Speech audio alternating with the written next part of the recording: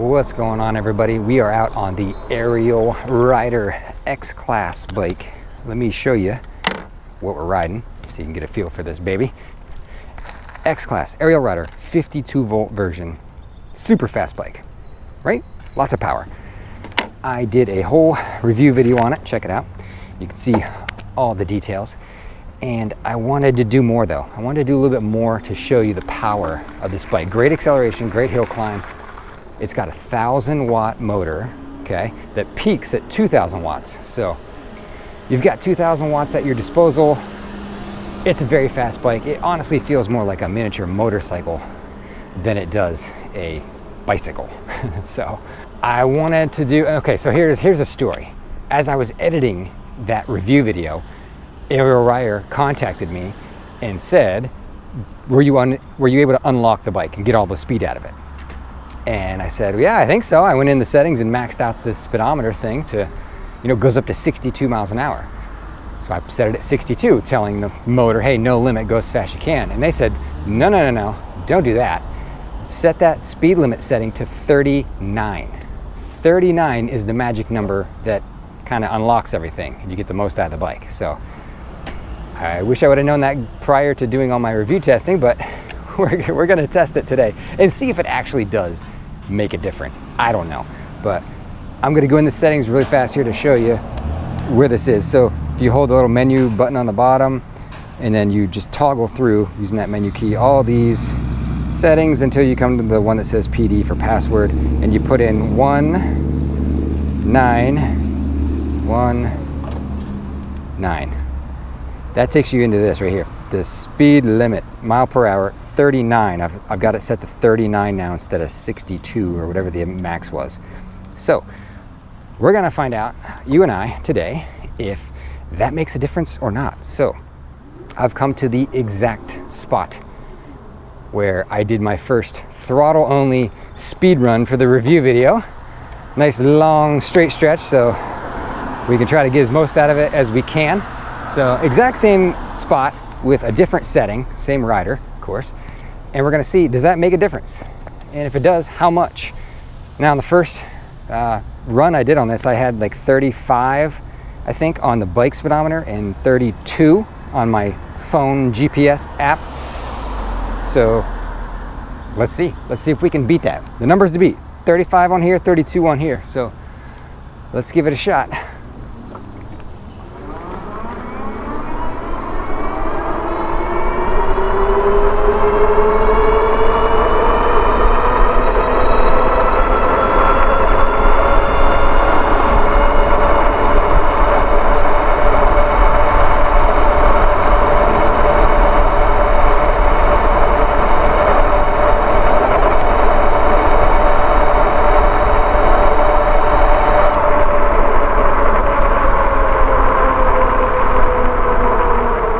So I went back and checked the footage, and did it help? I don't know, maybe a little bit.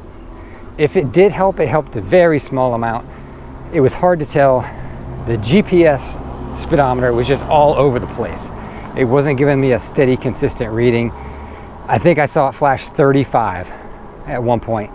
I think it flashed 33 at one point. So I don't know, the bike speedometer was way more consistent. So I don't know if it did anything. I'm gonna leave it in that setting, just maybe it helped a touch. So if you ask me how fast this bike goes throttle only, I'm gonna tell you probably safe bet 32, 33 miles an hour is what you're gonna get out of it. At least that's what I get out of it. I weigh 175 pounds, so there you go. That's the speed and power of this bike, but I'm gonna jump out here in the street. Now I've been trying to think of other ways to show you the power in this bike. It is really, really powerful. And I thought of one other way, which I'm gonna demonstrate. Now, this is, I don't recommend anyone does this, okay? Doesn't have my stamp of approval, but I'm gonna do it to show you. Because I mean, most people that watch these videos probably aren't gonna do this anyway, but I think it's a good demonstration of the power of this bike, and that is to wheelie the bike. It is probably the easiest wheeling electric bicycle that I own and have ever been on. The front wheel comes up nice and easy, real quick. I'll show you how to do it. I stand up on the rear passenger pegs because this is that motorcycle style bike. that's got rear passenger pegs. It's really easy to just stand on those pegs and, you know, give the handlebars just a little tiny bit of a tug and crank the throttle, and the front wheel just comes right up in the air. I mean, the bike stands right up. It's totally effortless to lift the front wheel and the front end of this bike. So I had a lot of fun playing around this field, just pulling wheelies, standing on the back pegs. Now, standing up on the rear pegs like that, it actually makes it easier if you lose control of the bike. You can catch yourself a lot easier. It's a lot easier to jump off those pegs than it is to jump off the pedals in the seat. So, you know, if it does come up too high and, you know, you lose control of it, you can just kind of jump right off the back and not worry about it. So there you go. Hope you enjoyed those few little wheelies, but I'm not very good at wheelies at all. I try. I definitely try to wheelie everything I can. Even the Jetson, I wheelied the Jetson. But yeah, I'm not good at it. I can pop a wheelie, but I can't really ride a wheelie very long. So I got to work at it. I think that would be some fun videos if I could get better at that. But anyway, I came to another spot here to demonstrate the power again, just another demonstration. So we're gonna start right here at this Greenway sign. And this is a long kind of curving hill. It's a little bit steeper probably than where I do my hill climb test runs. So this is one of the most popular things people ask me, can a bike climb a hill? You know, how good is it uphill? I live in a hilly place. Is this bike gonna have enough power? So for this bike with 2,000 watts, yes, it climbs hills pretty easily. I'm just gonna go up this steep hill with throttle only, and you can get a feel for how easy it is on this bike. And then we'll compare it actually to like a regular 750 watt e-bike. So here we go. Let's show you the 2,000 watts up this hill. Throttle by itself. I mean, it takes right off like crazy. This is just totally effortless for this bike. I mean, there's no struggle at all. It's cruising up the hill. It's just gaining and gaining speed here. We're almost 20 mile an hour. About 19. It's been holding steady about 19, 17, 18, 20. The GPS again is all over, but just effortless. Totally and completely effortless for that. So yeah, 2,000 watts gets you a lot of hill climb power. Aside from the all-wheel drive Rover, this is, you know, by far the strongest thing going up hills. You're not gonna worry ever about climbing hills if you got this bike.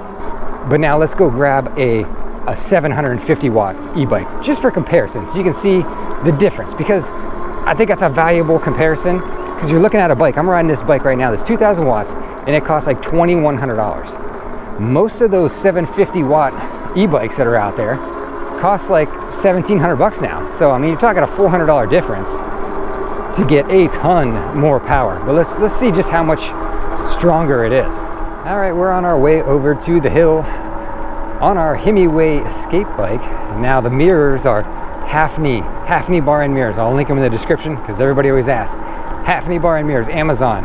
They're pretty cheap. They work pretty well. So there's my sales pitch. Anyway, I went and grabbed the escape bike because it's the only other like moped style bike I've got. I know this isn't a fair fight, okay? I know it's not a fair fight, but I just want to show when you step up to 2,000 peak watts, how does that translate into hill climb power? Because people always ask about hill climb power. It gains you a lot of hill climb power, as you're going to see. All right, well, here we are at our starting point for the hill, but there's one other thing I need to mention, and that is that all 750 watt motors are not created equal, okay? So this Hemiway bike is actually really powerful for being a 750 watt e-bike.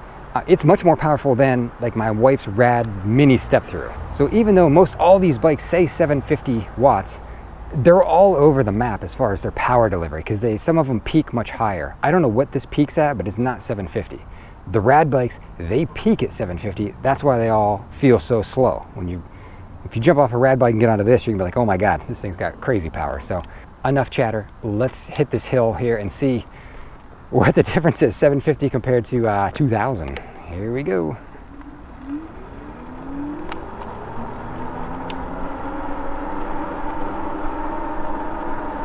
So off to a slower start, but you know, a steady climb. It doesn't really feel like it's struggling to climb this hill. It's got plenty of power to climb it. It's just not doing it as fast and as powerful as the 2000 watts. It's a big difference. I mean, it's 11 miles an hour versus almost 20.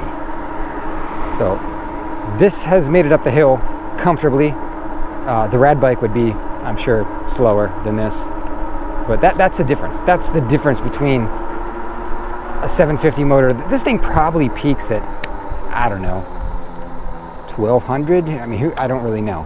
They never told me any specs on what the Hemiways peak at, but they're definitely more powerful than some other bikes. So that was a bit more on the speed and power of this Ariel Rider X-Class bike.